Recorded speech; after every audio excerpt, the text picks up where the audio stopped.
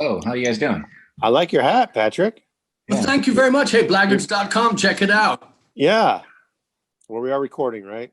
We are recording. Yeah. Oh, we are. Oh, Yeah. well, here, let me go fix my hair. Okay. It's a mess.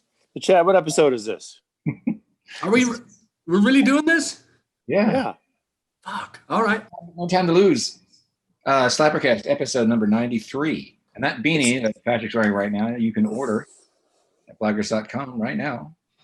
Yeah. So I ordered it because we have a bunch of stuff on there and we never talk about it. We never talk about our online stores and and the other thing, I was surprised. I went on and I recorded an advertisement for our Pandora station, and just for all the people that it's mind-boggling to me, the amount of people that are on there. We really appreciate all of you. You know, thank you for going to the store and listening online and all that stuff. That's incredibly generous of you. You know, give your time and listen and stuff like that. So we got a couple of mixes today from our new CD, which very, very excited about. I have to go for a drive in the car here in a minute. I want to hear it at full volume. I'm not allowed to do it in here because I get shit gets thrown at me even when there's nobody here. I turn that stuff up. Even the dead complain about my the levels of music. But yeah. So and then also because I've been meaning to say this for weeks on end, but Doug Stanhope came in and stole the show literally for two whole episodes. So, but I wanted to tell Kelly that she had said we were talking about the Bon Jovi thing. You know, the Eric you had said that he might have been an impersonator in Faneuil Hall, the guy with the perfect hair. Oh yeah. Jeans and the tucked into the boots and the tassels and the. Yes. And Kelly online, she said the word I was looking for was mincing down the hall, and that's the exact word that we were missing. So Kelly, top marks to you. Mincing. He was mincing across Faneuil Hall. Yes. The first time I heard that one, I was a nipper, and I was listening to Monty Python, and they were saying, you know, he was mincing, and I lost it. Even as a kid, I knew that's a great. So Kelly, thank you for that. It should be rejoining my vocabulary here very, very soon. Wow, it's not a word you hear or use every day. No, but it's 100% appropriate for that git. If you missed the episode, we were talking about this is back in the late 80s in Boston, and it was the days of Shot Through the Heart and You're Quite Lame, the acid wash jeans and the cowboy boots and the probably snakeskin cowboy boots though, right? Yeah, very good. Yes. I mean pleather, yes. Like a pleather version of the snake. I didn't get that close. Yeah. Yes, mincing. What a great word. So yeah. I've never heard it used in that context before. That meaning. How would you mince, Mr. Smalley? How would a vegan mince? Very finely with a knife. Yeah. All right. I'll give you that. We're doing something very exciting on Monday, kids. Very exciting. So. It's going to be good. Stay tuned for that. Stay tuned for that. I'm excited. I'm going to take my free time in between my clinic. I had those clinics for PASIC coming up next couple. I guess we're in the future, but in the past. But back a couple of days ago, I had some free time in between the clinics. There we go. I covered that up nicely. So I'll be practicing during the downtime between clinics. I did practice actually. Yes, of course you did. Is there anything that our viewers might be interested in seeing, hearing, tuning into? It's too late, kids. Too late. It started on Friday. It's over on Saturday. If you hadn't registered previously, you can't see it. But there will be some stuff online. Probably in a few months or so. Some clips might show up. We can maybe point people to those things and let them know what we were doing. That panel on Neil Peart, did that happen already, or is that coming up? That's tomorrow. Tomorrow? Yeah. Is there going to be recordings of that we can see? I don't know. I will find out. It's up to you, though, isn't it? Don't you? Well, usually the panel stuff that we do, and there's a lot of panel discussions. I don't know how many there are this year, but I know we do. The drum set committee does one every year on a different topic, And normally it's kind of education based, but this year, since Neil had passed away last year, at the end of last year, we decided to do a tribute to him. So we got his Sabian symbol guy. We got a couple guys that worked with him on his publishing his books and videos. And Mike Portnoy from Dream Theater is one of the panelists as well, who knew Neil and obviously was very, very, very heavily influenced by Neil's playing. So, and Eric, can we back up? Can we back up a second? Because I was going to tell the kids that you're the leader of a drum circle, and you guys sit out in the middle of the woods and talk about your feelings. But that's not exactly true. Can you just back up a little bit and just give them a little? We've talked about it before, but I want to make sure that everybody knows what we're talking about here as far as the. Well, it is true that we do that, but as opposed to other drum circles, we actually wear shoes because we have to work the pedals. And yes. And that's how that works. But no, so I mean, we talked about it a lot on the show, and I'm the drum set committee chairman for the Percussive Arts Society, which sounds kind of it's a lot to say, but it's really kind of fun because, in addition to doing projects and all kinds of stuff during the year, we get together once a year. Usually this weekend in November, we get together in Indianapolis, and we have look at that guy go, Jesus. We get together and do a full convention where we have not just drum set, but, classical percussion, world percussion, marimbas, xylophones, timpani, everything. Look at that. What the fuck, Chad? No, this episode's called The Fly. Oh, damn it. I'm trying to talk here. You keep distracting me. I just realized I still have coffee I haven't drank yet. So okay. That's my cup. You realize what? I still have coffee. You're still drinking coffee. Okay. So anyway, Chad. Yes. Chad. So anyway, Chad. Sir it's basically it's an international percussion group, and we get together in Indianapolis every November about this time. Usually it's like Thursday through Saturday, and it's a big party, but it's also a lot of work. We have clinics and concerts and master classes and hands-on stuff. We have a full exhibit hall full of all the greatest gear, sheet music, percussion stuff, everything.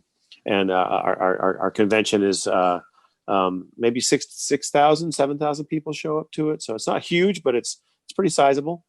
And of course, this year it was online. It was a virtual because everything else is virtual this year. So, and I'm in charge of the drum set committee, which means that we basically work on our big job is getting the drum set artists to come every year and play and perform clinics for us. And we do all kinds of other projects, essential listening lists. We do a bunch of educational things. We have a magazine and we have a blog that we have our guys and girls write articles for. So it's fun. It's drum set education is a big passion of mine. So yeah, it's always fun to be involved. And I've been doing the drum set committee chairman thing officially since 2013. But I had actually done it in 11 and 12 as the interim guy, kind of filling in the hole of the guy that was there. He had to leave. And then when somebody said, does anybody want to volunteer to do this? I was foolish enough to raise my hand and not realizing it's actually quite a lot of work. And it's an all volunteer group too. So everything we do, we volunteer our time and energy to make this thing happen. Yeah, but I have to say too, I mean, with your dedication to it, one of the nice things was when you came in, it's always nice when you have a drummer in the band. That's not a he's not a brain surgeon, a part-time professional brain surgeon or a leaf blower, expert that sometimes plays the drums. We have a guy that plays drums, playing drums, and lives for drums. And the list of sponsors, when you see Eric C. Hughes, you see Sabian and DW, and you see the Vic Firth, and you see all these blah blah blah blah blah, all these endorsements, which is wonderful. But it's also it's not just that; it's the commitment that you have, the energy and the passion that you bring to not just I've got these names on my bag. I'm a pretty fucking big deal. No, this is a lifestyle. This is this is your passion, and this is it shows, and it's really nice too when the guy comes in, folds his arms, and says, "Yeah, I play drums too," and he's got that the $300 Tama kit, you know, that's no cases in the back of the van, you know, roll around, you know. Yeah. I understand you play, but you know, but you live it. That's my 30-minute point. Well, and the thing too, I know about the endorsement thing. I mean, that whole world has changed dramatically in the last 10 or 15 years. And I've had a lot of people ask me about that. And it's not like I'm not playing for, you know, King Crimson, or I'm not playing for Iron Maiden or whatever. I mean, obviously those guys have earned, really earned their stripes as far as longevity goes. But the thing that worked for me was just creating these relationships with people, and not just be like, hey, can I get some free stuff? Because I play 200 gigs a year, you know. And I think a lot of guys lose sight of that. They think because they do something like that, and I know a lot of drummers that do play a lot of gigs every year, but and they want to get free stuff, and none of this stuff is free. I mean, everything that I have, I mean, I've either I've got it maybe at a discount, but I'm still paying money for these things. So I'm not, and even the guys that are professional, they're still paying a little bit of something. Yes. To it. You know, they might get a cymbal here and there. I mean, my buddy at Sabian has given me a few cymbals over the year, but I paid for stuff. I asked him for some stuff. He's like, well, here's the cost. So now he's having, because of the economic situation. But it really boils down to just a relationship. Like, can you hang? Are you a jerk? If you can't be a nice person and be reflective and be thankful, they're not going to want to work with you, you know? Yeah. Well, and in your defense too, you wouldn't say this, but I'll say it. The first thing you told me was how the game has changed as far as endorsements go. Cause we've run across, we joke about it all the time, but when we set up at a show, you know, these guys that come over and drop their names first, and then they give you their resume, and then they tell you, you know, what their war stories. That's not a musician, you know. That's somebody that's looking for something for free now, and something quick, and something name and lights kind of stuff. And the first thing you told me was, yes, the game has changed, and I'm not out to searching for free. And again, the equipment that you have is top drawer, and you keep it well, and you. Well, that's right, and thank you. Yeah, I mean, it's from, you know, like, Sabian, that was the first real deal that I got, and I when this guy Nick Petrella would come to town to do clinics and stuff like that, I would go and I would hang and I would visit and I would talk and I would ask questions, and we became, you know, friendly over the years, until finally, like 3 years later, I said, hey Nick, would you be willing to, because I was teaching full time then too, and playing full time. So I think I was kind of a little more, visually I looked like, oh, this guy's got it together, kind of a thing going on. Although I could play and I could teach, obviously, but to a company, they want to know that you're out there doing it. You're going to be showing their products. You're going to be, you know, using their products all the time, which is fair. I mean, that's the least you could do, is actually play the instruments that they're helping you out with. And that's the way it went all the way down the line, was just being friendly and open to people, and not being a dick, and being patient, and building that relationship, so they see what you're doing. You know what they're doing. You know what all these companies are doing. They're doing great things. They're making great stuff. But once they see what you're doing, then they're like, oh, this is a sure thing, you know. And like I said, all my levels are like silver levels, and not the gold levels like the Nickel McBrains and the Vinny Appices kind of a thing, you know. It's so that's why I said I'm grateful for the help that they give me, and I shout their names from the rooftops. You know, if we're playing at T-Bone Tom's, I tag them on everything. You know, does it matter that I'm doing that to them? Maybe not, but it just shows that I'm being conscious of what, you know, what they've done for me, and I want to help them out as much as I can. Yeah, that's admirable. It's, you know, Chad and I talked about this since the beginning. You know, it's, you know, we've had people come along and offer us stuff for, you know, that doesn't fit in not that we have a mold, but you know what I mean? That's kind of fit in with what we're doing. And a lot of it's just not worth it. Diamond came along. We were very lucky when Diamond was here in town, and Jeff Diamond and of course, Chris Lovelace and Joey Shatruski and all the kids that used to run the Diamond store here in town, they gave me guitar. I have more guitars than God, thanks to those guys. And that was, they knew that I was playing around town, but also taking them across the country. And did I need another guitar? No. Was it a cool guitar? Yes. Could you play it right out of the box? Yes. And proud of it everywhere you go. And people would ask if they didn't know the brand, because it seems like every second household's got a guitar in a closet or a guitar sitting in a bedroom somewhere, So the Diamond guitars were, if not some of the best looking guitars on the market. So it was nice bringing good gear out there that looked different, not your beat up Strat or your Telly or your Les Paul or whatever, what's that looks different, Yeah. Yeah. And I think it's such an important thing, for people to understand that it's like, it's a symbiotic relationship. Obviously they're helping you out, but you're helping them out by, and the thing, that gets fucked up is like, I feel like I've helped a lot of people, a lot of friends sort of like put them in contact with certain companies.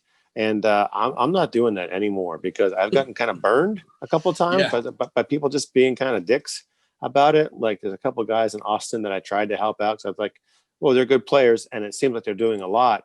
And then they get everything that they, want. And then they're just like, they're fucking schmucks. And it's like, I feel like that makes me look bad. And I'd rather look like somebody I'd rather look good and like make sure that the right person gets with the right company or whatever. And just, I'm not doing that no more. Yeah. Smart.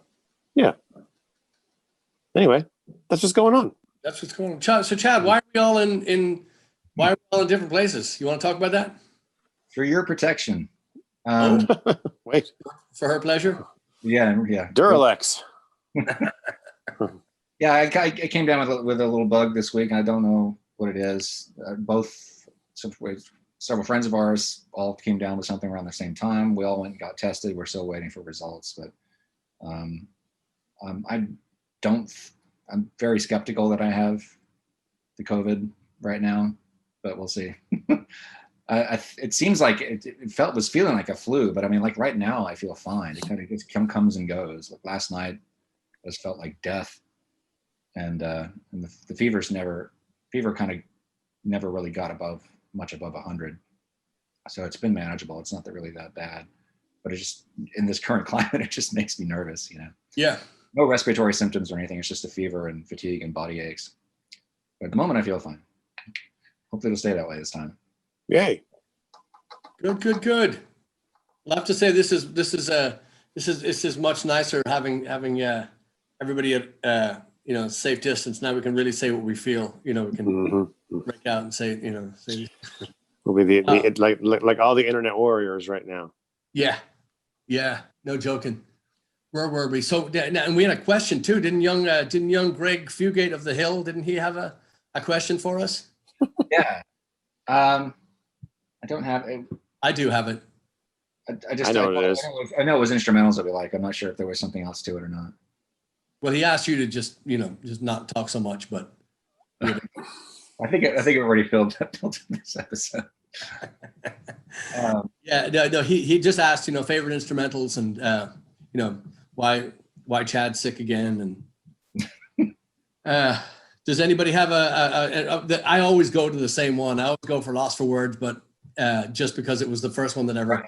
What's the first instrumental that comes to mind? That one. Really? Honestly, because I'm going to change mine. What's yours, Eric? First one comes to mind. Frankenstein by Edgar Winter Group.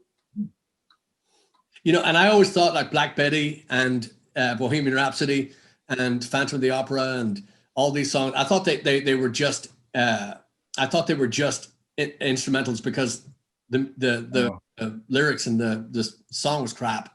It was just like my good friend Angus Young used to say. He said, words are just getting in the way of all the guitar solos. So just shut up and So everything. But honestly, I mean, I really like Black Betty was one of the first songs that really just took you all over the place. Black Rose by Thin Lizzy. I mean, again, it's bookended by a great song, but the middle of that song is you know, I can't hear it enough. I'm nearly 1,000 years old, and I could still listen to the song 10 times, 20 times a day. So again, a lot of my instrumentals have words. Right. I also enjoy Hocus Pocus by Focus is a good one too. That's and of course Frankenstein and Hocus Pocus are both kind of drum heavy, so that's maybe why I like those. What about Wipeout? Anyway, so about the oh, Mike and his SJC drums are crying. You stop it. Oh, SJC. To say while we were talking about Sabian and all that shit, that SJC did sent Mike because of Blaggards calendar, sent him a kit in the mail as he wanted it. You know, he called them up and he did it. And those guys, SJC, deserve a lot of credit. And we did the same thing that you're talking about. We shouted them out everywhere we went, tagged them on everything. I wore the wristbands. I wore the SJ. I mean, they sent him a bag of stuff too as well. So great company. Really, and good people, energetic, all over social media, all over their artists, and just committed. But back to the instrumentals. So I don't know Hocus Pocus. Oh my God! If you heard it, you'd be like, oh yeah, I know that song. It's got the yodeling. It's got the yodeling at the end of every. At the end. A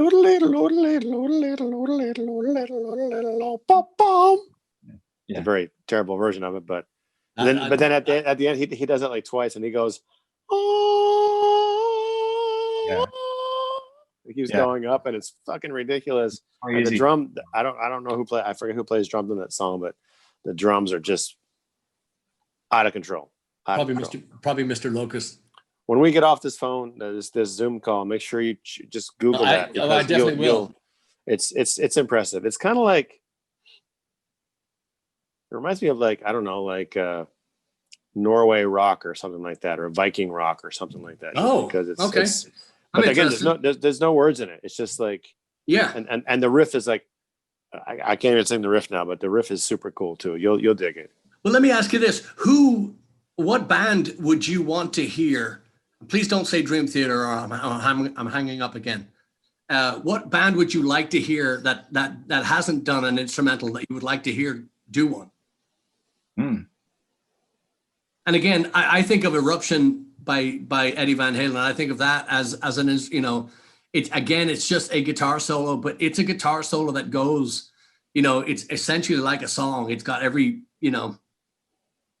Well, I think it is like a song because it's got, the little drum thing in it as well. It's coordinated. And it has beginning and end. It's through composed, so it's not. He's not just fucking off. He's actually composed that solo. It took me a long time to teach it to him, but he got it. I mean, well, he's he was pretty smart for a kid. Yeah. Of that age. Yeah. At a certain age. Yeah. There was no mincing about his talent. Ooh, so where's the so who would you think could do an instrumental? I mean, Queen comes to mind too, because just everybody was a monster player in that band. Obviously Freddie on keys, but right. And I don't know enough about their full catalog to say definitively whether they did. Have they done an instrumental?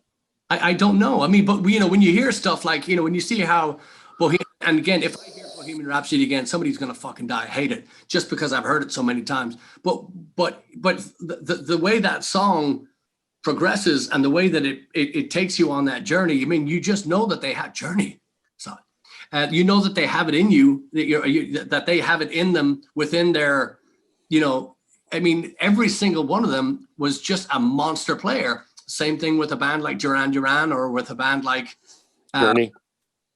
Who would be a band that would be, and I go to like One Step Beyond by Madness. That's a great, again, the vocals are used casually. It's not really I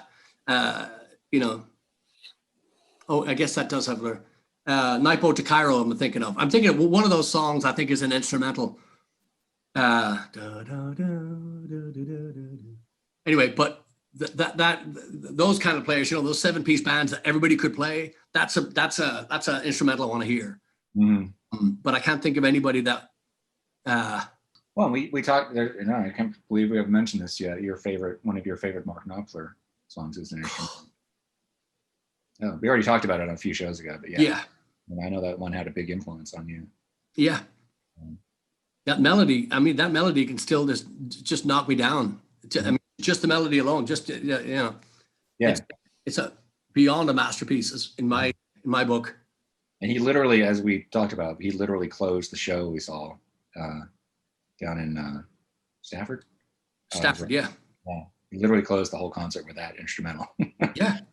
And again, if you know it, then you understand why they closed the show. But if you didn't, if it's and again, not to pick on the non-fans or the day trippers, that song means so much to so many people because of the era and because of the movie and because of the, but that's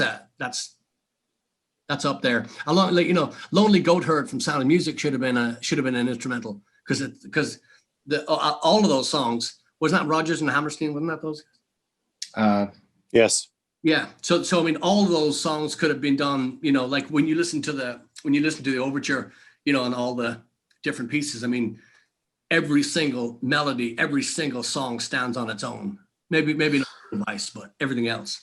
Well, to that point, if you want to mention movie soundtracks, and Queen has done some instrumentals because they did the soundtrack, or at least Brian for Flash, anyway. And I know that Brian May, I think, did the soundtrack for Highlander. Thank you. Yeah, but they had a Queen song in it too. So Who Wants to Live Forever? I'm not sure how much he used Queen on the on those recordings. So, but yeah, there you go. I just thought this is not one of my favorite instrumentals at all. It just reminded me of. I was reminded of this because I went to watch Dune again. David Lynch's Dune. Do you remember what the band was that did the soundtrack for that? Toto. Oh, Toto. Yeah. Well, but to Toto's credit, though, those guys all those guys were really excellent players. Too. I know. Yeah. But that's like the last dude, let's get Toto to do the soundtrack for this movie. It'd be awesome. Well, they were hot then, right? What year did that movie come out? Yeah, 82, 83 or something like that. Yeah, they were right in the thick of it. Or not Roxanne, Rosanna. Africa, right. Whatever that record was, Toto 3 or something, I forget. Toto 4. Yeah, boy, Steve Lukather, he put out, as monumental guitar player as he's put out some dogs, because I was on a Steve Lukather kick there for a while, listening to all the stuff, and some of his solo stuff came up, and my computer just, the face of the computer, it was awful. Yeah. It spit out your floppy disk. Yes. Yeah. The Beach Boys actually have a couple good instrumentals. One was I think it's on the Pet Sounds record, and they were, or I can't remember exactly which one, but they were asked to write a song for a James Bond movie, and so they wrote a song called "Run James Run," and the movie people didn't pick it up, but you listen to it and it sounds very much like a James Bond theme. And they have a really pretty song called "The Nearest Faraway Place," which is a really pretty little song and very psychedelic, but also very, very purty as well. But a band that doesn't, what band hasn't played an instrumental that we don't know about? There's plenty, but just off the top of your head, what band right now would you want to hear play, put together an instrumental that you wouldn't get up and go, get a beer at a concert, that you'd want to be there, for that. So what's a concert? What do you mean? You said concert. What does that word mean? I haven't. Oh, no. I just mean if you're at the concert, you're waiting. You're not going to go get a beer right. But what is a concert? What happens at this concert? Oh, what happens at a concert? Well, a lot of people just go in and breathe on each other. And when a man and a woman really like each other, they have a special hug. Oh, a concert. Yeah. Concert, yeah. I got you now. I know. You remind me of that chick up north, June Nania. Remember we met her up in Nebraska? She does the same thing to me all the time. June Nania. Yeah. Junania. Yeah, she says, hey Patricio, why you talk so funny? That's what she says. To the moon, June. I don't know. Let me think real quick. Well, okay. I'll make it easier for you. Like a Deep Purple, right? Like a modern day Deep Purple, right? Or a reunited. I tell you who I'd want to hear do an instrumental is not a cappella, but an instrumental. Huey Lewis. Oh yeah. I mean, every single motherfucker in that band could knock the stage clear when they do it. So every single one of them, and I'm talking about back in the sports days, everyone on that stage could kill any other. So that's another band that would be Thin Lizzy. In its heyday. Again, I was talking to Miss June up in Nebraska, and she was saying, excuse me, it wasn't Miss June, it was Mr. York here in town. He saw Thin Lizzy open for Queen here in Houston, and he said Thin Lizzy just made it impossible to come onto the stage after them. Was that when was that? Did you say when that was? I think 70, 79, 80. Yeah, that would have been the heavy hitting Lizzy days. Not Gary Moore though, right? Was that? I think that was Gary Moore. Gary Moore. I thought of this when you mentioned Huey Lewis, Tom Petty and the Heartbreakers. Those guys. I don't know if they've done an instrumental, but that's a really good band too. I could see them. Yeah. Putting together. They wouldn't. They could do it now. They wouldn't need Tom to do it. So that'd have been. Oh, are you slagging the dead? God. Yeah. My name's COVID Smith. I forgot what fingers you use. The dead. Green Day. So I could be wrong, but I thought that they worked on the soundtrack to That Thing You Do, that Tom Hanks movie about that made up band from the 60s. Who did it? I thought Green Day was part of the soundtrack crew for that. I know he did a musical. So he did a musical for Broadway, but that. I like Green Day until they did that. I was like, oh, these guys are fun. They're like, they're kind of pop, they're kind of punk or whatever. Then they did that, whatever the musical was. And I was just like, this is dumb. Yeah. Yeah. No, and I wouldn't, I could never call myself a Green Day fan. I do know the biggest Green Day fan in the world. I think Chad and I know her. But as far as, as far as Green Day go, I have no complaints. I used to laugh at the punk crowd laughing at Green Day, saying that they weren't, and then Green Day just saying, we really don't give a fuck. We're writing fun records, and they just annihilated everybody else in the charts. Yeah. So, they were not going for street cred. They were going for pop music, and they killed it. And again, three guys that could really play and could write a hit song every fucking time. So, yeah. I think it's. I think. Was it Billy Joe said? He was like, yeah, we slugged it out in the clubs and for years and years and years, and then once we get success, all of our fans hated us. It's like, why wouldn't you want your favorite band to be successful? But that's not how it works in the punk rock world, I guess. So, nope. No, I remember I went out and bought that. What's that? When Dookie came out, their first record, I went out and got that because it was at the time that was early '90s, and Kurt Cobain had just died, and it was just when I was first starting to appreciate Nirvana, and then he killed himself, and I was really pissed off at him. Courtney killed him. Right? Yeah. Get it right, Chad. Come on, Chad. So it was kind of like I was kind of excited about Green Day in the beginning because here's a punk band that's they don't have any emotional or drug problems supposedly. I did enjoy that album when I first got it, but I don't remember listening to it for very long. That record in particular, I don't have many memories. I heard it a couple of times because it was played, but it was when the video where they're doing the street festival or the parade. Mm-hmm. Very, very cool anthemic rock song. The name will come to me, but that's from then on when they started that in that again, it was still the same formula, but their lyrics matured, their melodies and their they were playing, improved. And that's kind of when I took notice and didn't switch the channel when it would come on. That was the good stuff, as far as I was concerned. Yeah, that early stuff was definitely, kind of ear catching and eye catching, but it was kind of not formulaic, but just kind of like, teeny bopper kind of punk rock stuff. But like Patrick said, it's like once they matured a little bit and they started having a vision for what, for the kind of lyrics of the song that they wanted to write, it seemed like it really came together. Social Distortion for me was like that too. It's like they were always that band that was always like, you're almost there. You've almost got it all figured out.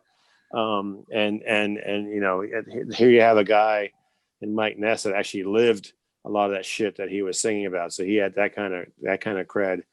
But I thought that Sex, Love, and Rock and Roll record that came out in 2005 or something like that, I think that was their apex of like, we've got really excellent songs, we've got fantastic players, and the production on that record is so intense. It's like, it's finally they reached that pinnacle of like, plus he was older then. He's probably in his 50s or something like, or late 40s by then, and he was kind of he matured, had a wife, had kids, so he was like, okay, now my writing is more focused on real shit and not just like some weird story about a train in a lonesome town somewhere or something like that. Hey, shut up. That's important stuff. What? I was gonna also say, when you said favorite instrumental, I was like, oh, MacArthur Park, but I was like, oh shit, no, that's got a lot of words in it too. But the whole middle part is like, it's so anthemic and just goes off into instrumental land. It's so, that song is so great though. Richard Harris, my God, what a drunk! But man, what a performance! It takes a special kind of vocalist to be able to pull off that song because the lyrics are so weird. That's right. It's our boy Jimmy Webb. That's right. Yeah. All right. Besides Motley Crue, who would you never want to hear do an instrumental? Metallica. Okay, Chad, your turn. Did not hear an instrumental. Yes, never, ever, ever attempt. Eric, that's probably the best one. Although I know that Metallica could probably play a decent kind of structured instrumental song, I just don't want to hear it. Yeah. Okay. Well, who would play drums and who would play lead guitar? Next, I think. Paul, we need you. Double kick. The Clash instrumental. Yeah. I don't think I'd want to hear that. Here we go. So this is the part that gets cut out of the show. What band that we've played with would you not? I make myself funny. Played with or played in? Yeah, there you go. Yes. Don't say that. Yeah. We've. I need the hat again. It's getting cold. Yeah, the Clash. That's a good one. I would say Poison, Motley Crue. I don't want to hear anything. Yeah, any of those. That's shooting fish in a barrel. Yes. Right. I mean, I kind of think any kind of band that just writes like those kind of simple rock songs, and not that the Clash. I'm not saying the Clash is. I like the Clash. Yeah. But it just doesn't seem like their songs are 3.5 minutes long with just a handful of chord changes. They're not going to venture off into like a through composed kind of tone poem, if you will. Yeah. Backtracking to favorite instrumentals, I forgot to mention this earlier. The other one that comes to mind after Lost for Words is Quadrophenia, the overture track off of that record. It's the second song, and it combines all the major themes from the record into this one cohesive piece, and it's really well done. One Tommy does that too. Tommy is right. The whole the overture. We played that musical when I was out of college, but I was back working at my college, and that was the musical they picked for 1 year. And so I had hired a bunch of my buddies to play in the pit band, because I knew that if I wasn't available, then they weren't available. So I wanted to make sure that we kept working. So I had them come in and play it, to the point where the keyboard player wanted to play the fucking Tommy overture at every gig from then on out. Like every gig. No matter where it was. Bar gig, we're playing it. Wedding, we're playing it. This thing, we're playing it. You know, Cool. he was obsessed. Wow. It was fun. We played it. It was fun. Is there any stuff online that we can see? You can see any of this stuff? This is before the internet. Well, I know, but is it before the video camera there, Dr. Caveman? Yeah, they had the guy with the crank. Yeah. Cranking out the film. Yeah. I'm gonna say no. Okay. I don't believe there's anything out there. But now here, and then back to the beginning of the show there, we're talking about drummers and stuff.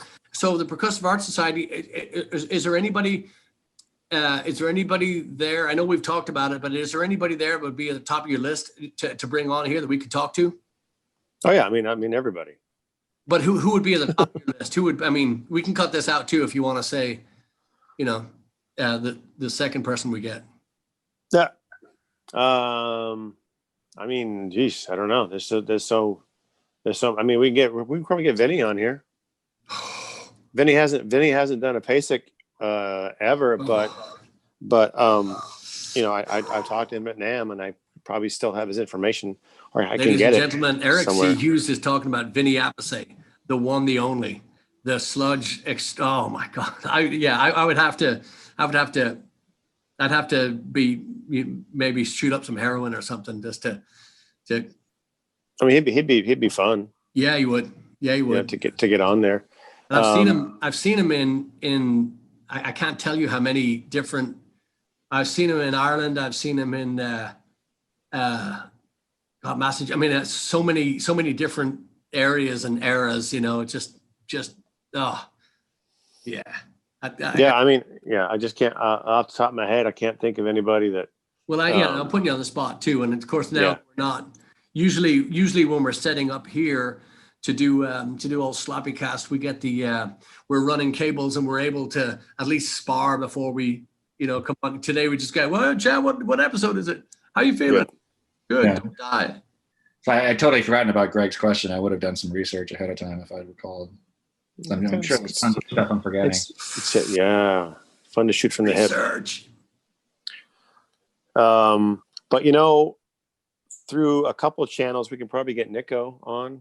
Yeah, we talked about this before, but might be able to get him on. Maybe it'd be brain, boys and girls. Write it down. It'd be London time for us, so we have to figure out what works for him. But I wrote to Cormac again. Speaking of drummers.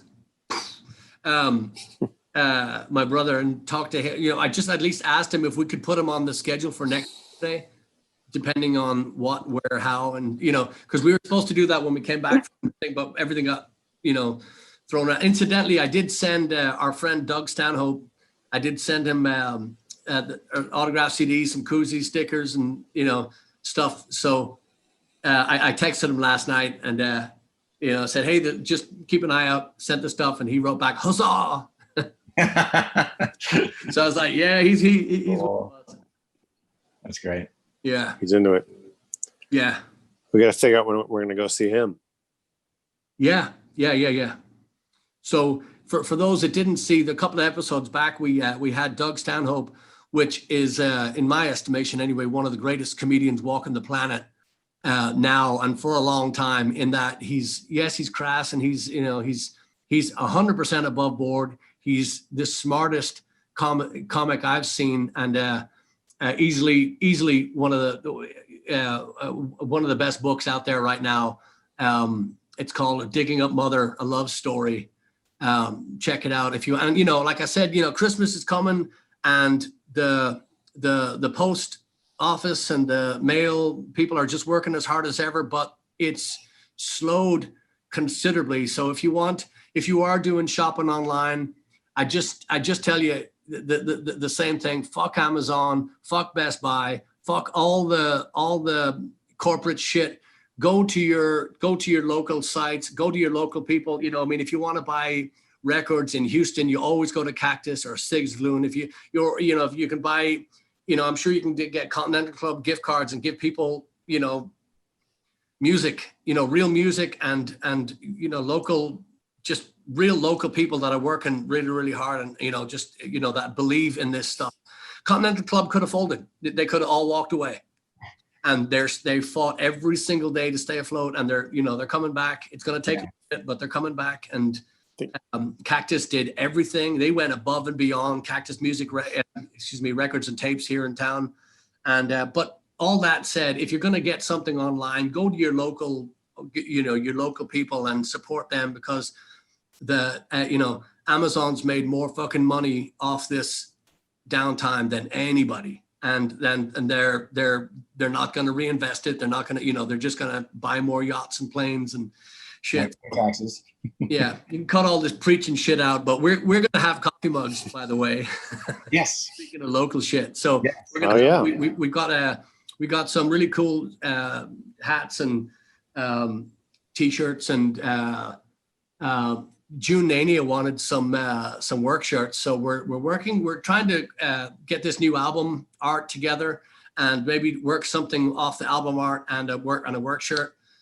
So, and also, like I said, we've mixed a few of the tracks. So now, we're going to be sending this stuff off to Christopher Longwood here in town to master. So this stuff is going to be coming along pretty quick, and we're very excited about it. And we want everybody to tell a friend, tell two, just push the word out for us, because we're going to have to hit the ground running even harder, because last weekend, which is the weekend coming for us, we've had to cancel the clubs that we were playing at. They graciously offered to have us come in, but they're in serious trouble. Yeah. Of the numbers are so far down. Right. They couldn't, they were going to honor the dates, but we knew by going in that if we didn't, blow the roof off the place, have a line, which you can't have a line out the door because you can't physically put that many bodies in there. So, so we just figured it would be better for them to rebuild and to build back up. So again, all these places are in dire straits, and it's a band I want to hear an instrumental from. But all these people are in serious peril, and it's up to us to really, to help them out. And just don't do the gift cards, don't do the corporate gift cards, don't do the shit that everybody's going to throw away. Just do the real stuff for the real people that are working really hard, and blah, blah. Speaking of which, hopefully, if all goes well, we will be playing at the Continental Club on November 28th. That's a guarantee. We will be. Should be open by then. Yeah. Yeah. Open or not, we're going to be there. Yeah. Somebody has to, if not all of us, we have to get Jason Yu down there, because we're gonna do something real special that night. Very special, something that we've never done before. I don't know what it is yet, but we're gonna do it. And we're gonna do it real loud, real fucking loud. So for those of you who don't know, the Continental Club's been closed ever since March. So when the shutdowns first began. Who played there last? We did, yeah. Yeah, on St. Patty's Day. Yeah. And so they were slated to reopen this week, right? I think it was this week. And then the city stepped in and said, "Oh wait, we're not done with your permits yet," or something. I don't know what it's the same every time. It's just dealing with, when you deal with somebody on Monday and then you deal with the next person on Tuesday, they don't have the same information as the person on Monday, because they don't fucking talk. So it's just like dealing with these contractors, these people that just, or you're dealing with the city, and Monday the guy tells you yes, and then Tuesday the new guy comes in, he says, "I don't know what you're talking about. No, we got to do this." And they do it different so it's a fucking mind game. It's a game. It's stupid. Anyway, so we're going to be there on the 28th, no matter what, guaranteed. Just mark it on your calendar, and we're going to do something real fun. But also, I said too about the, buying local and supporting local. These clubs that are doing food and that are doing music and stuff like that, they're really trying hard to keep the doors open. And we've lost more people, more clubs, more bartenders, and wait staff and all that stuff have lost their jobs because of this stuff. And there's no fucking relief. They're offering $1 million, if you can find, if you can give them some voter fraud information. Fucking guy. But they're not going to give a fucking red cent to any of these people trying to pay the rent. Right. You don't need me fucking preaching, Chad. You can cut all this shit out, but I mean, these these people are working, harder than any of these pricks in a suit, robbing you money. So. Yeah, no, you're absolutely right. Well, if you're watching this, you can see my shirt. Have a great day, everybody. What is that? It looks like you. Is that Croce? That's Joshua Starkman, a guy from New Orleans, musician. He posts these crazy videos of him performing with all these people. He's actually a really good guitar player, and he's just super happy and positive. It's a nice break from all the other. There we go. Speaking of happy and positive. Yeah, make it big. Yeah. Oh, we got all the happy T-shirts. Yeah. Only T-shirts I own are ours. Oh, good. Yeah, and then lastly, before the soapbox disintegrates here under all this fire and fury, don't forget, the food bank, the Houston Food Bank. Don't forget them, and don't forget, the No Kid Hungry, all that stuff. This is just stuff to make you feel good, and maybe you'll be more welcome in bed than you were the night before if you start being nicer. So, ooh, yeah. Write that down. You hear that? Yeah. Yeah. Ringo's like, oh. All right, kids. Well, so what's next? Is the Continental Club? Is that the next show? It is. The 28th? Saturday, November 28th from 7 to 10. Get there early. Wear a mask. You'll get your Seats are limited. Checked. Seats are limited, right? Yep. You have to wear a mask. If you're at your table, you don't have to wear a mask. But if you get up to go to the bathroom, you have to wear a mask. They are doing table servers for drinks. They're going to serve out of the Pachinko Hut. And the food will be getting your food, if you want food, from Tacos A Go-Go. Cool. That's the last I've heard about that. I mean, I think that's what's happening. So yeah, just come along, be cool, hang out, make sure that they can stay open so we can play and all of our friends can play. And they're doing a band every Wednesday through Sundays once they reopen. They're doing one band per night, 7 to 10 of the sets. And it's going to be a lot of fun. We're looking forward to seeing a lot of people at the Continental Club in the outside patio. Yeah, and you can go to continentalclub.com or continentalclub.com/Houston, and you can get your tickets online. Like I said, there is only a limited number because they've spaced the tables out, and they're but it's gorgeous. It's absolutely gorgeous. I mean, the seating's great. There's no bad seat, in place. It's outdoors, and it's in Midtown, so it's just beautiful. Plenty of parking, everything. A great night, really. And we're gonna be extremely. We like I said, we're gonna do something. Be it play a few songs we've never done, but no matter what, we'll have we'll make it a night to remember. Yeah.